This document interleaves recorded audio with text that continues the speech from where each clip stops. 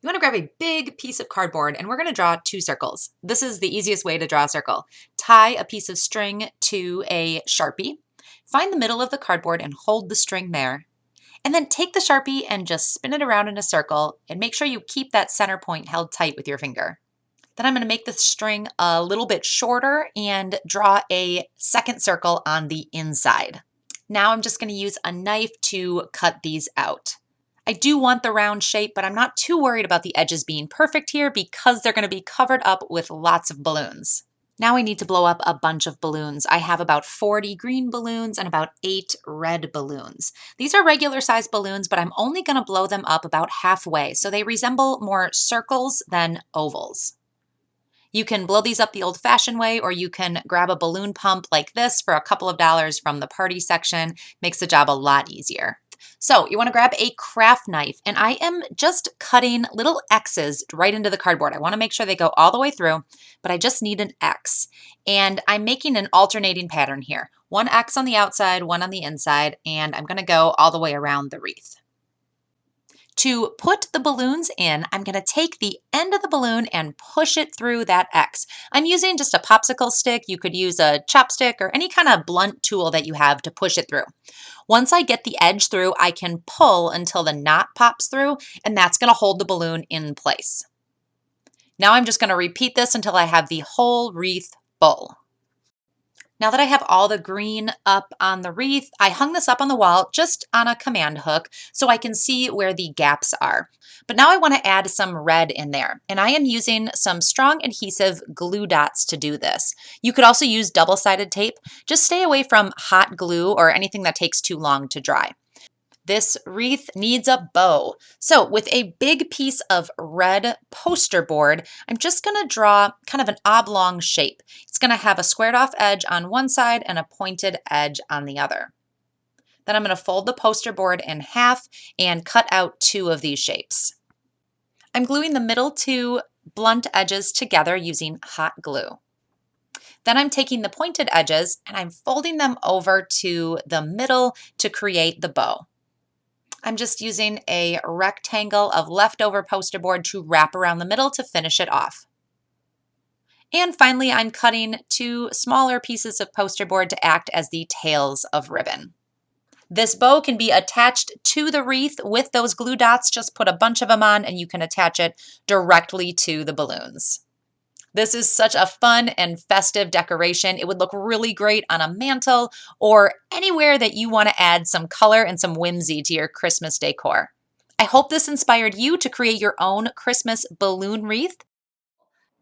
So now let's start off with creating some of our balloons. I brought a selection. I have some of these kind of curly ones that make some fun things. I have metallics. I have regular colors. And I also really suggest some of the modeling balloons. So these are the ones that they make those cool kind of animals out of. I like using a little pump. I just find it so much easier. So let's, you want to create probably about 20 to 30 balloons. And I usually make about 4 or 5 of the modeling ones. You also want to blow them up to a number of different sizes. So you want some to be kind of baby balloons. You want some to be a little bit bigger. So you're just going to vary them up a little bit into different sizes. I don't suggest doing anything too big unless you're making a huge wreath, but definitely the smaller and the larger. And that will really help you too. And when I blow up my curly whirlies here, again, I kind of go to about the first curl. And then I knot this, and this tie is actually really handy later on. So I suggest if you loop it through and create them like this. So let's get going. So once you have everything blown up, the next thing you want to do is create your designs. So there's a couple of ways to do this. The first one I like to do is the wrapped design. And you want to take the tie in like this and make sure you leave a little bit of room at the end of your modeling balloons. 1, it stops them popping, and 2, it gives you something to tie up with. And you want to tie these two together, and then you can create your design. So you want to make these as long. Usually I do about, say, 4 or 5 of these long ones, create a long piece, and then I wrap it around my hula hoop. You can also, first of all, lace these together. You can plaid these. There's so many different things you can do. And then you want to wrap it around your balloon, a little bit like the one that I made here. So you can see I went all the way around, and then again, when I got to the end, I just tied them together. But we want to add some fun flowers like this. So if you want to add your fun flowers, they're so easy to make, let me tell you. They look great, and people will think you've done the most amazing thing. So take your balloon, I like starting at this end, and fold it over. Don't make your petals too big. These are probably maybe like 3 inches. And then just fold like that. So just keep twisting. Then we're going to do the same again. And see. And we're going to twist. And then I just kind of wrap it through, and it helps hold everything together. And then you just take a piece of ribbon. You can make multiple of these, tie them together, make really full blooms. And then when you tie them on with ribbon, they look like this, and you have these really fun flowers that kind of just add a little bit of pizzazz to your wreath. Now, we're going to take our balloons. You want to tie them together, and I suggest you do this off the wreath. It's just so much easier to do it that way. Oops. Like this. And so once you have your pairs, then take your piece of hula hoop that you have, or your whole hula hoop, put them around the bottom like that, and then just twist. Now, you can, of course, tie them on with string too, but you're going to find those twists really hold pretty snug, and they make your balloons look really, really full.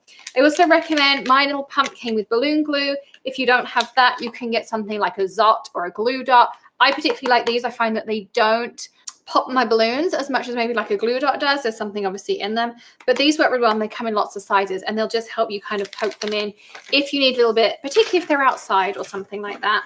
Then when it comes to filling in the gaps, I will take one of my swirly whirlies, take that extra long curly cue that we had, and just twist it in. And that really is enough to hold it. You can see how that goes in there. So let's make one more pair.